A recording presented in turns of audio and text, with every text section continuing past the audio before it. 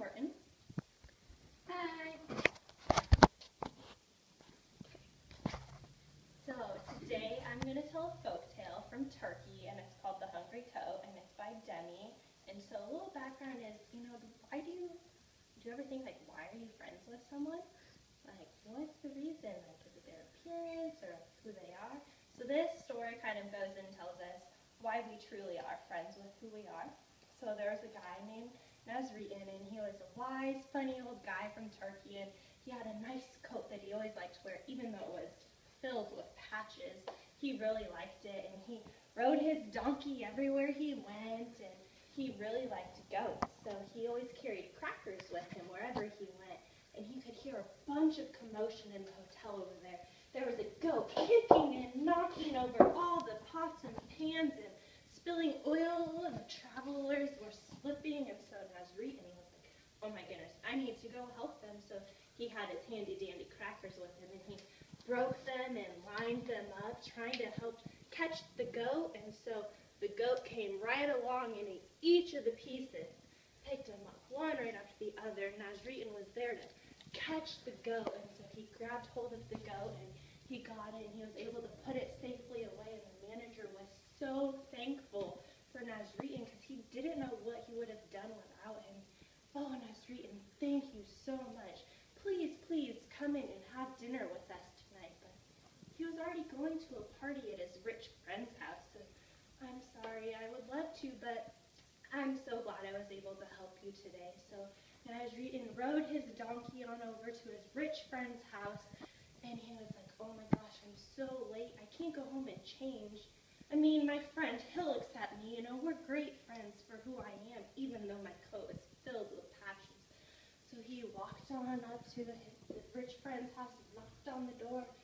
He looked out and he said, Nazri'in, what are you wearing? But he was like, come on in. So Nazri'in walked on into the party, greeting everybody. Hey, how's it going? But soon, he didn't even realize it, but everyone had their backs to him, and no one was talking to him because he had patches all over his coat. So Nazri'in was all the way on the other side of the room. Hey, how's it going? Trying to start conversation. Hey, what are you having tonight? But nobody would talk to him.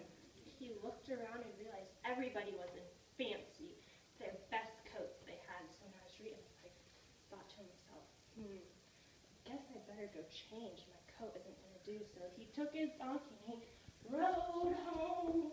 And so he went and he decided that he was going to go change. So he took off his old coat and put it back in his closet.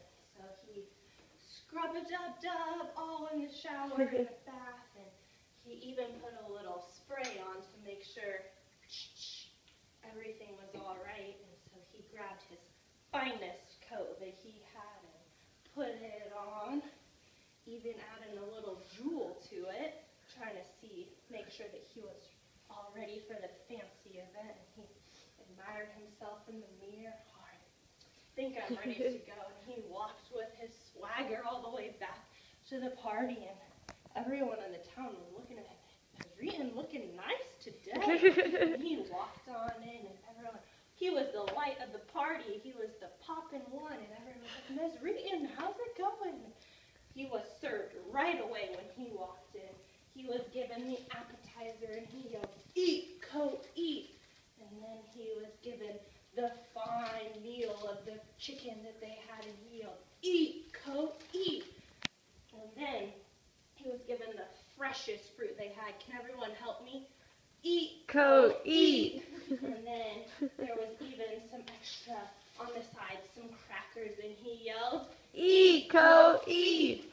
And then there was a fine juice that he got. He poured it on in, and he yelled, eat, coat, eat.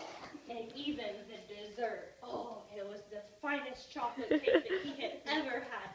He yelled, eat, coat, eat. And he ate it all in his coat. And the host of the party was like, Nazri'in, what are you doing? Feeding me the food to your coat? And he was like, well, surely it must have been my coat that you invited to the party.